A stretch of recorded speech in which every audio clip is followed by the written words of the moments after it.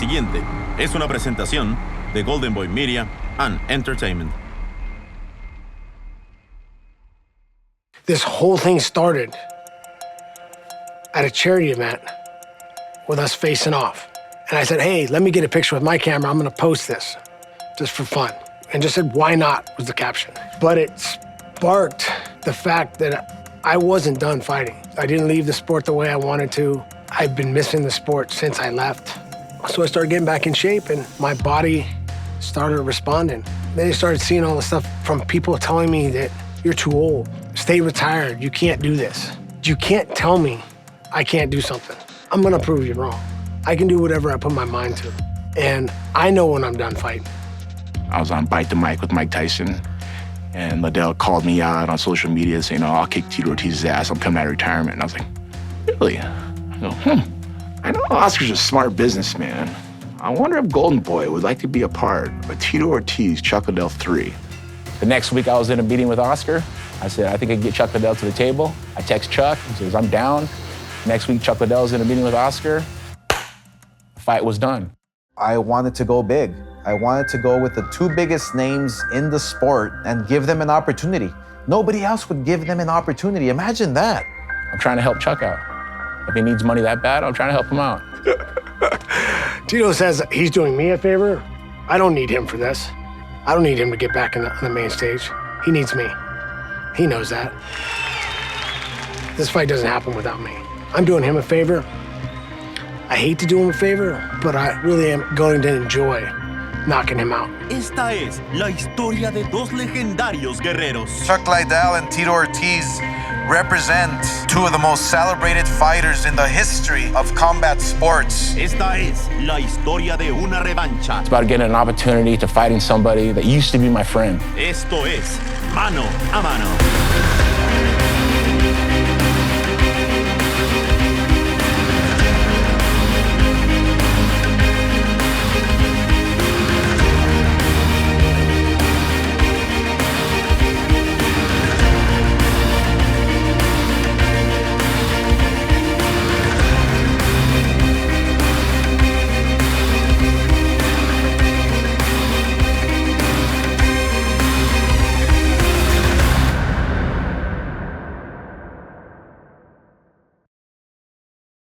Las líneas de la batalla están trazadas. Two of the most celebrated fighters in the history of combat sports. Chuck the Iceman Liddell. Nothing left to prove. I just don't like him. El chico malo de Huntington Beach, Tito Ortiz. I get redemption and get to knock this guy's mohawk off. Esto es Guerra. Liddell versus Ortiz 3. La guerra final. En vivo a través de ringtv.com el 24 de noviembre.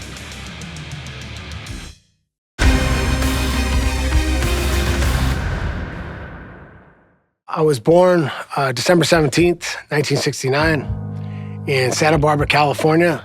I was a pretty good kid, but when I was in, I think it was kindergarten or first grade, I was getting beat up pretty much every day. Actually taking my lunch money, which sounds kind of funny, but it was what they were doing. And the principal called my mom into the office and she said, you know, I asked your son why he doesn't fight back. And he said, you don't allow him to. I mean, if you don't let him defend himself, it's not gonna stop. So my mom said, okay, you're not allowed to start a fight, but you're allowed to finish it. And she sent me to my grandfather, and he started teaching me how to box. And the rest is history. I became a pretty good street fighter. When they're born, they're already a championship fighter. They just have to connect with the tools and the people that can guide them through, because that's not something that you can make. That's something that's just who you are. It's inside of you. I grew up in Huntington Beach. Life was normal. About the age of 6, my dad didn't get surgery. They put him on morphine. And when he got out of the hospital, he still had the addiction to morphine. His brother actually introduced him to heroin. And life pretty much went downhill after that. We lived in motels, cars, trailer parks. From 6 to 13, I was in and out of gangs. I seen some really bad things. I seen my friends get shot and killed. I seen my parents using drugs. I've used drugs, but I was able to break the mold. I was able to break the chain and to show that with hard work and dedication, you can achieve a lot of great things in life. There used to be a dock down the harbor a little bit, and we used to fish here. About 13 years old, and I told my buddies one day I'm gonna own a house here. And I was 12, 13 years old. And they're like, shut up and bait the hook. I go, no, really, one day I'm gonna own a house here. And in 2009, I was able to purchase my home. I just manifested it and became reality. Just hard work pays off, and I just never stopped working and just dream. Tito's history growing up is such a sordid tale. I really admire him for the man that he's become, the fighter he's become, the father he's become, because he really had no one teaching him any of those things.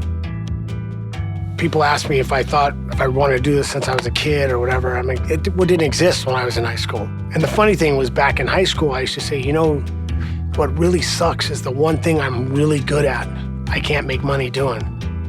And what I was talking about was street fighting.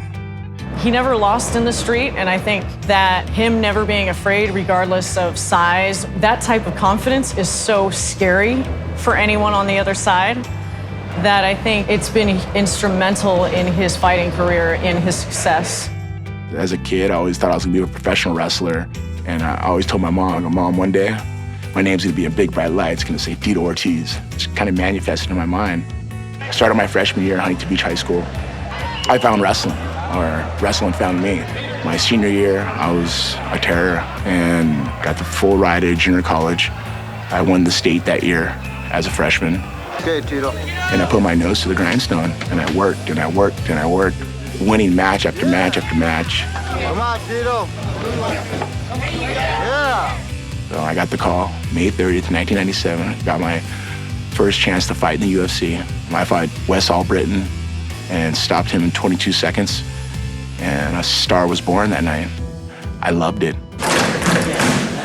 My name's Tito Ortiz. A guy that wants to be a champion more than life itself. It's what makes a championship fighter. Most importantly, it's to want the desire. Right. Let the show begin. I think what drives Chuck is something inside of him. It's the I can, I will, and I do. And he's one of a kind. 1, 2, 1, 2, go. I've been doing martial arts since I was a kid. I kept doing karate all through college. Then I started kickboxing. And I was gonna continue trying to follow that step. And someone asked me from the stand, hey, do you want to fight in the UFC? Of course I do, I want to fight in the UFC. And I fought in UFC 17. So it was a pretty quick advance to fighting professionally. Ah! And now I'm back. And I got a chance to do this for me. Come back and finish my career the way I want to finish it.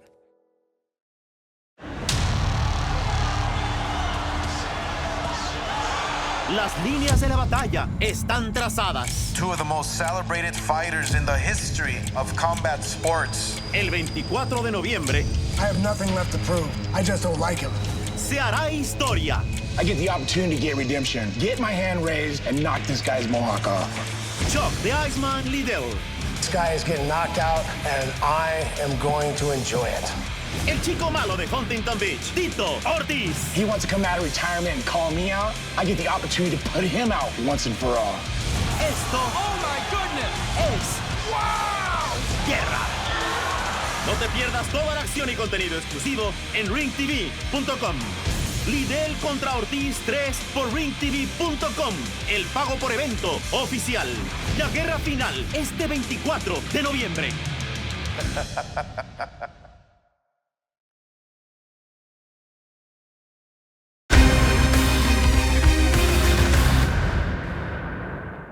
It was an opportunity for us at Golden Boy Promotions. People sense the hatred they have towards each other. They don't like each other. I think it's going to call for a great fight. This match against Chuck Liddell, yes, is about revenge. It's about redemption.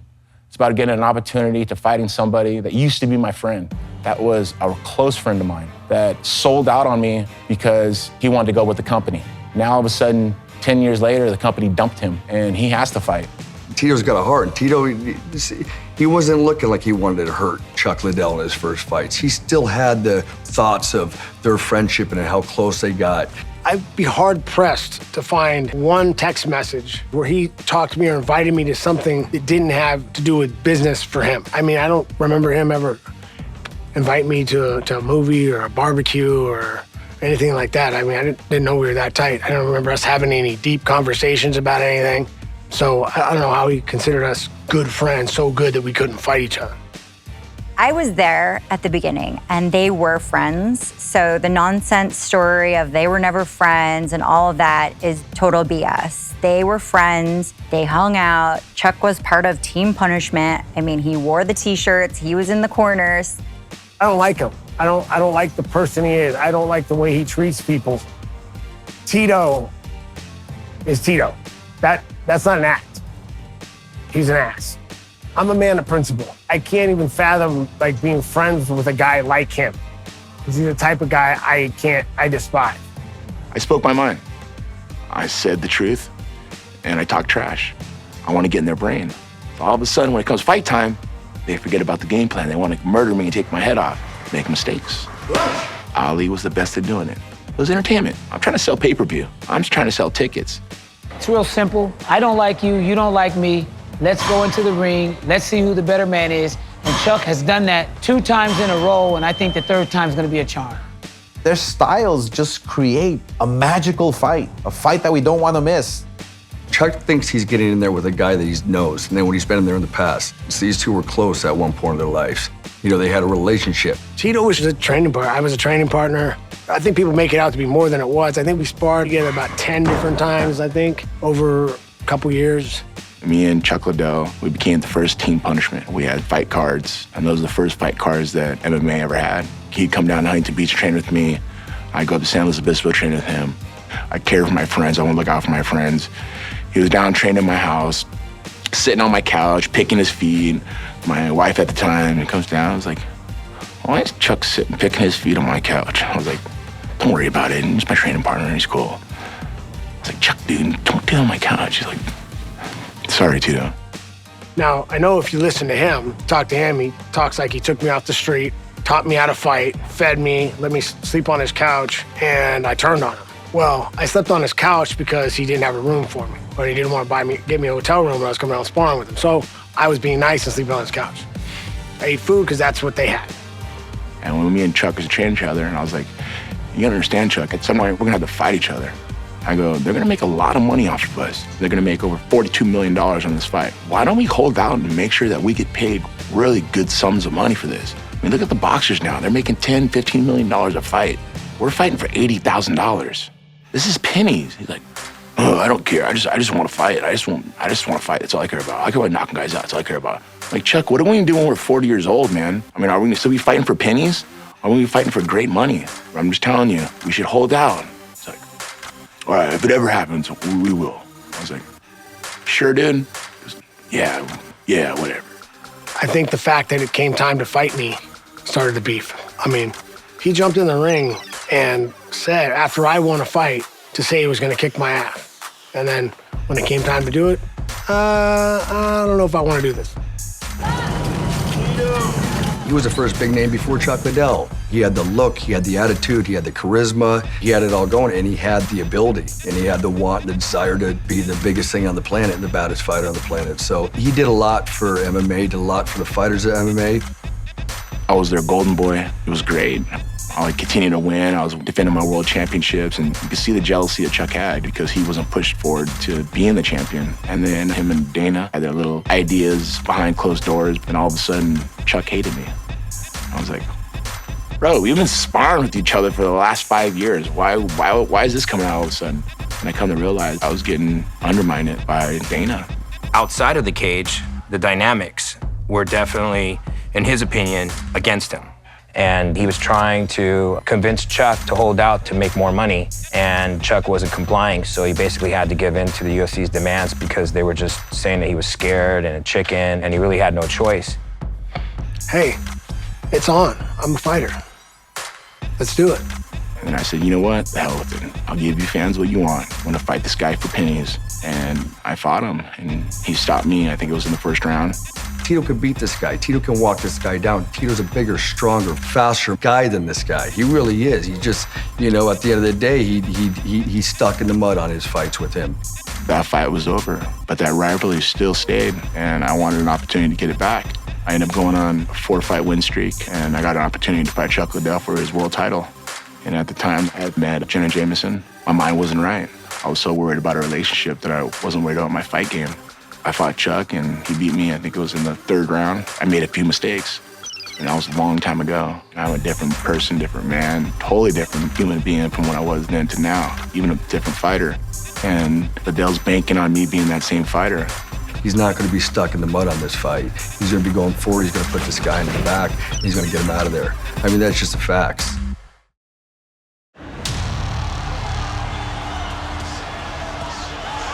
Las líneas de la batalla están trazadas. Two of the most celebrated fighters in the history of combat sports. El 24 de noviembre I have nothing left to prove. I just don't like him. se hará historia. I get the opportunity to get redemption, get my hand raised, and knock this guy's mohawk off. Chuck the Iceman Liddell. This guy is getting knocked out, and I am going to enjoy it. El chico malo de Huntington Beach, Tito Ortiz. He wants to come out of retirement and call me out. I get the opportunity to put him out once and for all. Esto, oh my goodness, es wow, guerra. No te pierdas toda la acción y contenido exclusivo en ringtv.com. Liddell contra Ortiz 3 por ringtv.com. El pago por evento oficial. La guerra final este 24 de noviembre.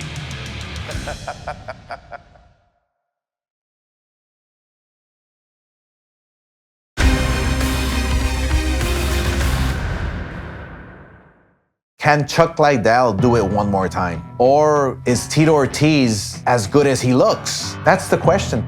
People always remember legends, and these two guys are living legends. I'm in better shape and just a better place mentally. I mean, I'm fighting for my family, fighting for my kids, my wife. When that's your motivation, it's hard to stop you. This is all for them. And they feel he's like the toughest guy in the world. They don't have any fear when he's around. Monsters don't matter. He's happy because he is grounded, and I kind of help bring that grounded element into the picture. I have my eyes on everything that's going on in his life, and I'm behind him 100%, and I know that he feels that. And I think that it's made a huge difference, and he's gonna nail it. I've seen enough of the coverage where people are saying, like, it's not a good idea, that you're too old. Dana White was against it. The way I see it is if the choice is between fighting at 48 or, like, not doing what you love, f it, man. Get brain damage. Hey, man, that was the thing that I loved about the California Commission. They said, hey, look, we've got extensive medicals that he's required to do if he passes them, and he's healthy enough to fight, he can fight. It's up to him. For all the people I've heard say it's a bad idea, they all said they'll definitely be watching. Got that going for us. Chuck was asked to retire, and he's not done. He has unfinished business. And if you look at the shape he's in, he's not done, he's not ready. Everybody's gonna see on November 24th how bad Chuck Liddell really wants it. Stay where you're at, don't come forward. Step, boom. I'm here to end my career the way I want to end it. And that's not necessarily this fight. I mean, I want another 3 or 4 fights. I want to keep fighting. I want to prove that I can still fight. He's done. I could never think of one thing about fighting I didn't miss. I like training. I like going to the gym every day. I like cutting weight, getting ready for a fight, because to me, that means when I make weight, I get to fight the next day. And I love walking out of the ring, and I love fighting. Been doing this a long time, and you know, this is my life. This is what I love to do. My job is to knock Chuck Liddell out. That's my goal. 6 days a week, 3 times a day, 6 hours a day. I push myself to the limit each and every day. I do 500 sit-ups, and then after my 500 sit-ups, Jason can hit me 100 times to the stomach as hard as he wants. So I just try to push myself that hard every time I train. Because when I get in the cage and I fight against another person, I want to make sure that I prepared for the worst so the best can happen. No pain, baby. This fight is everything to him. I've never seen him more motivated or in better shape. I was in retirement. I have 4 of the companies I'm working on. I've been challenged. I've been challenged by Chuck Liddell. I train now about 2.5, 3 hours a day, about 5 days a week. But the most important part about the day, and it becomes more important as you become older, is recovery. And I spend as much time doing recovery now as I do working out. This is basically our cool-down device. It's sort of like a portable cryo chamber using electrical stimulation while it's freezing his tissues down to minus 15 degrees. I've been more energized, more alive since I started training for this fight than I have in the last 8 years. Age is just a number. If you take care of yourself as an athlete, if you're disciplined, if you're focused, you can last till you're 51 years old. Like Bernard Hopkins, who crowned himself the world champion at that age. I feel better now when I'm 43 than I was 34, and been able to get the training that I want, but I think it's just the mindset, the surrounding at home. I'm in a positive environment at home. My girlfriend, Amber, helps me take care of my children and is like a mother to them. So I really think that Tito's the happiest and the most focused I've ever seen him before a fight. I really attribute that just to the calm and the peace in our house. That's where I come in to making sure that he feels, you know, the love and he feels content and he has nothing to worry about. He has nothing to worry about at home. All he has to worry about is his fight game. I'm so hungry. I think I'm gonna go out of the box and have a burrito today. Yeah? So what do you guys think of Daddy fighting again? Awesome. You're excited? What makes you excited about it? Money. Money? Tito Ortiz is a master at taking you down, but he's also a big boy. He's strong for the weight class, and where Tito's good is on top. If Tito's on your back and he's dropping elbows on you, grounding and pounding you, he's as good as they come. What makes him dangerous is that he's young. He's young and full of energy. I remember back in the days watching him taking people down and just smashing their face, and elbows and punches was unbelievable. He's really, really strong. When he gets you down and he starts running and pound, you feel it. He's been staying active all these years, too. I mean, Tito fought a year and a half ago. It's not like he's been sitting on the couch retired. You know, Tito has been knocked out by Chuck in 2 fights in a row. I don't see anything any different in this third fight. Chuck's gonna be Chuck. Well, your style has always just been like, there's not like a lot of like subtlety in your fighting, right? You're just coming at him and... Well, there is and there isn't. I set people up. I try to, the whole time I'm trying to figure you out, make you make a mistake. And then once I get you to make a mistake, I jump on you. When he lures you in and you feel like you're close enough to grab him, you're also close enough to get hit. When Chuck hits you once, all he's got to do is touch him, the fight's over. In boxing, I learned that, yes, you can get old, but you never lose your power. And that one punch can knock you out. People can say Chuck Liddell's older and this and that, and he's slower, but he still has that sledgehammer that he can knock anybody out with. He says he's going to strike with me. I don't think so. He's going to try to wrestle, but he's going to have a hard time taking me down. If he does, I'll get back up. But when we're going to go on our feet, and he's going to take a lot of shots. Good, man. I'm excited. I can't wait. This isn't for a championship. This is for redemption. This is for an opportunity to beat somebody that beat me twice. And people don't think I have a chance. But on November 24th, I'm gonna show how vicious I truly am. As I stand up with Chuck Liddell, he's knocked out unconscious on the canvas. They hate each other so much that they will not lose to the other. And I think when they go in there, it's gonna be to the death. Hopefully nobody dies, but I think that when you got 2 guys competing to that level, it's definitely gonna be exciting. I'm like, damn, man, I'm gonna feel bad if he break Tito's neck. I don't want no harm like that. I just want him to be humble. It's mostly about Chuck coming back, and Tito happens to be the guy that everybody wants to see him beat up. I think Chuck Liddell is banking on Tito being mentally weak. The moment Tito grabs his hands on him and he feels Tito's physical strength, he's gonna realize that he made a big mistake coming back. I hope I get the best Chuck Liddell. He thinks that I'm gonna be a walkthrough. He thinks I'm a tune-up fight. On November 24th, he's gonna realize a 43-year-old Tito Ortiz is a dangerous one, because I'm like a dog being pushed in the corner, and I haven't eaten in a long time. I would say Tito is the most in shape and focused that I've ever seen him. He's fighting someone who he now says, this is not my friend. 43 years old, he could be peaking very much in my eyes. He's hungry, his speed is there, his power is there, his balance is there, his reflexes is there. He's got everything in the tool shed right now, so You know, I'm excited for this fight. The Iceman's a guy that goes out there and everybody in the whole place knows he's looking for a finish. He's looking for a knockout. Everybody loves watching the Iceman fight. His legacy is going to be that every fighter has always and always will respect him. I grew up watching Tito fight and seeing what he done for the sport. He's a legend. It's an honor for me to be a part of this team, to train with him every day. These guys are fighting for passion. They're fighting for honor, for glory. For them, it's, I'm gonna go out there and kick your ass. We had to make this fight for the fans. All I have to say is that I'm inspired and I want you to just crush it, dude. Ahora, dos galardonados peleadores que nacieron para pelear están recibiendo su gran oportunidad para definir al ganador. Chuck Liddell, all this time, I thought we were friends. But at the end of the day, it just shows that you're nothing but a sellout. And on November 24th, I'm knocking your ass out. Tito, I know you already know this. I'm coming for you. I'm gonna knock your ass out again. No te pierdas Liddell versus Ortiz 3, la guerra final, el 24 de noviembre en Pago por Evento.